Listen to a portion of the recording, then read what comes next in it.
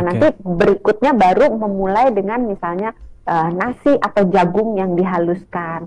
Kemudian kalau mau mengenalkan makanan yang berpotensi untuk alergi, kenalkannya satu persatu. Kayak misalnya kan ada telur, ada ikan, ada seafood, ada kacang, itu kan berpotensi bisa menimbulkan alergi. Karena banyak kan orang yang alergi kacang, alergi seafood, alergi telur gitu kan. Iya. Nah, ngasihnya satu-satu. Jadi kalau misalnya hari ini ngasih nasi sama telur, ya udah jangan nasi telur ikan gitu lah. Oke. Supaya kita bisa membedakan, oh anak ini ternyata alerginya sama apa gitu. Kalau dia nggak ada alergi, tunggu sampai 3 sampai 4 kali pemberian. Kalau tidak ada reaksi, berarti anak ini beres, nggak ada alergi terhadap telur. Next baru kita ganti lagi nih, misalnya mau kenalkan ke ikan, baru kita coba ikan. Nah kalau udah telur kita udah pasti nggak alergi, baru boleh dicampur tuh telur dan ikan.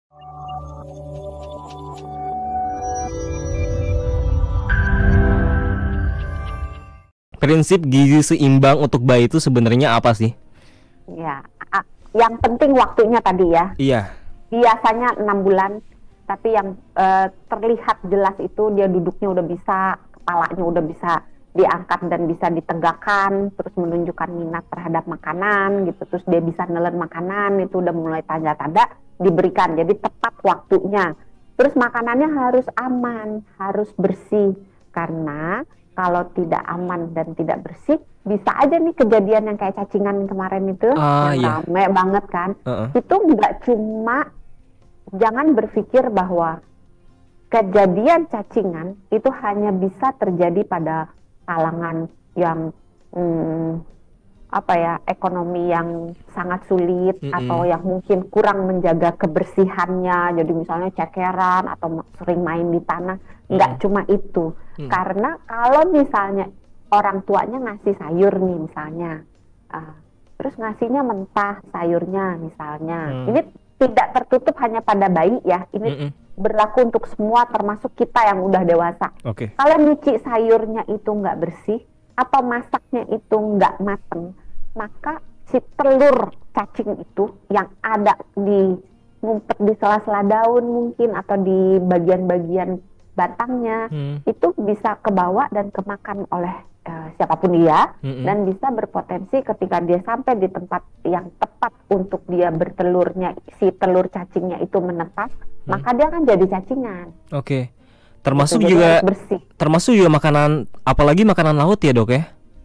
Iya, kalau makanan laut bukan cacing sih, tapi menunda ya, menunda. Kalau untuk bayi, kita bicara bayi lagi, kembali lagi nih ke topik ya. Kalau untuk bayi, makanan yang berpotensi menimbulkan alergi, kayak misalnya telur, seafood ya, termasuk ikan, udang, kepiting, atau kacang-kacangan, bisa kacang tanah atau kacang kedelai, terus apalagi telur. Pokoknya kalau umumnya bisa berpotensi menimbulkan sebuah alergi, sebaiknya ditunda, jangan diberikan pertama kali. Jadi pertama kali pada umumnya ngasihnya, kalau orang Indonesia kan biasanya ngasihnya pisang ya. Pisang boleh, kentang dikukus dihaluskan boleh gitu ya, atau alpukat dikukus dihaluskan boleh gitu. Nah nanti berikutnya baru memulai dengan misalnya nasi atau jagung yang dihaluskan. Kemudian kalau mau mengenalkan makanan yang berpotensi untuk alergi, kenalkannya satu persatu. Kayak misalnya kan ada telur, ada ikan, ada seafood, ada kacang, itu kan berpotensi bisa menimbulkan alergi. Karena banyak kan orang yang alergi kacang, alergi seafood, alergi telur gitu kan. Nah ngasihnya satu-satu. Jadi kalau misalnya hari ini ngasih nasi sama telur, ya udah jangan nasi telur ikan gitu lah. Supaya kita bisa membedakan, oh anak ini ternyata alerginya sama apa gitu. Kalau dia nggak ada alergi, tunggu sampai 3 sampai 4 kali pemberian. Kalau tidak ada reaksi, berarti anak ini beres, nggak ada alergi terhadap telur.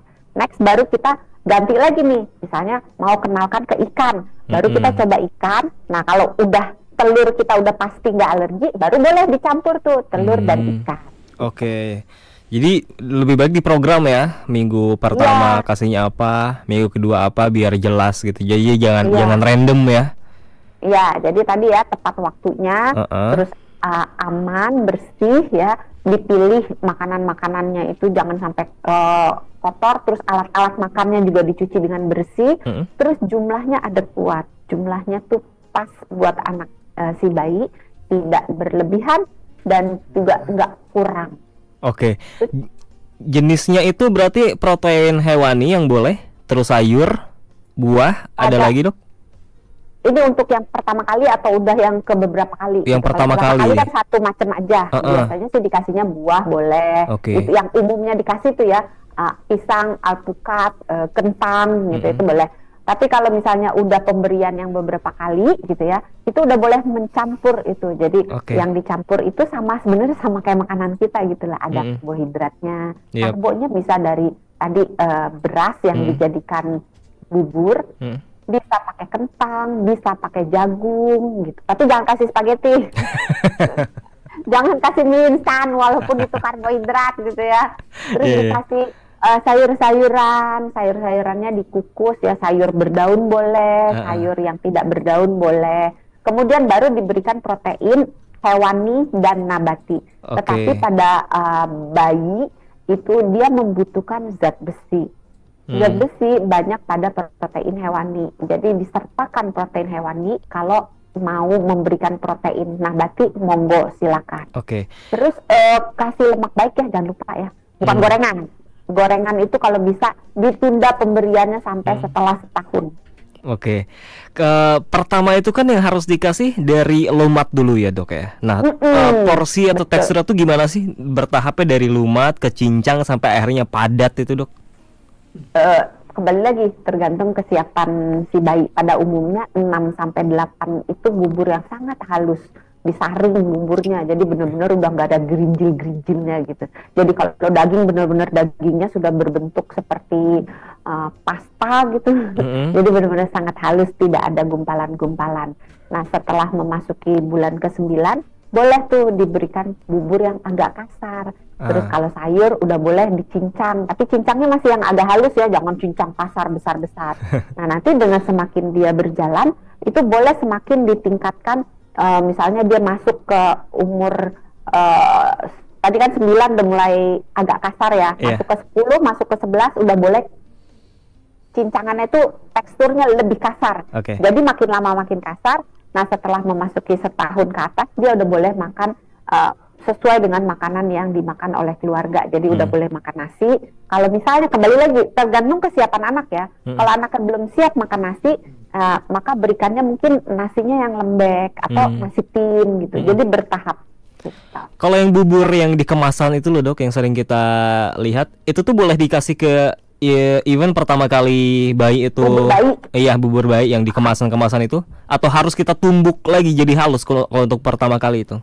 Kalau bubur bayi udah halus sih. Udah halus ya, jadi nggak perlu halus. Kita halusin lagi ya? Nggak perlu, udah halus. Yang penting sesuai. Cuman kalau bisa terdapat mungkin itu orang tuanya masak sih. Lebih baik masak sendiri ya? Iya, sedapat mungkin membuat sendiri. Bubur instan itu boleh diberikan dengan catatan itu merupakan pilihan yang pilihan kepepet gitu. Pilihan terakhir. Iya, kalau misalnya bisa membuat sendiri tentu akan lebih fresh ya, lebih fresh, lebih terjamin gizinya gitu, lebih sesuai dengan anak kita, dan kita bisa membentuk anak itu menjadi lebih sempurna dalam pengenalan rasa. Dokter Santi, yang sering ditemuin apa aja kesalahan yang biasanya dilakuin orang tua kalau ngasih empasi ke bayi itu? Ngasih garam kebanyakan. Ngasih garam kebanyakan? Kenapa ngasih garam? Karena bayi di bawah 1 tahun itu sebaiknya nggak dikasih garam. Kalau mau dikasih garam dikit banget gitu, sebaiknya enggak. Di atas 2 tahun, di atas 1 tahun sampai 2 tahun itu boleh kira-kira 1-2 gram. 1 sendok teh itu 5 gram garam.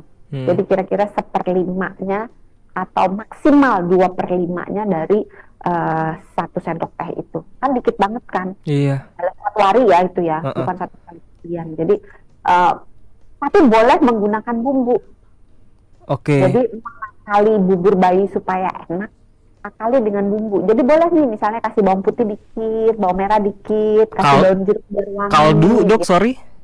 kaldu boleh, kasih kunyit boleh. Nah, kesalahannya lagi nih, banyak orang tua yang menganggap kaldu, misalnya kita ngerebus ayam 1 ekor ya, Iya.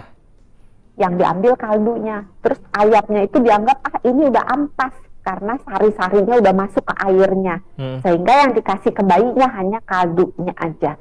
Padahal memang benar di dalam kaldu itu ada proteinnya sedikit, ada mineralnya sedikit, ada macam-macam kolagen, macam-macam ada terkandung di dalam situ, tetapi itu jumlahnya sedikit, sehingga ketika si ibu membuat bubur harus disertakan dagingnya. Jadi jangan cuma ngasih kaldunya aja. Misalnya ini banyak yang ngasihnya tuh ceker ayam direbus, tapi nggak dikasih ayamnya, hanya dikasih cekernya aja. Nah, bukannya nggak bagus, tapi kurang. Jadi kalau mau kasih ceker boleh sebagai kaldunya boleh, tapi tetap harus ditambahkan dengan daging-dagingnya itu supaya menjadi proteinnya itu cukup dan adekuat untuk si anak. Itu salah satu kesalahan yang banyak ditemukan. Apalagi cekernya dimerconin, itu nggak boleh ya, sahabat Sonora.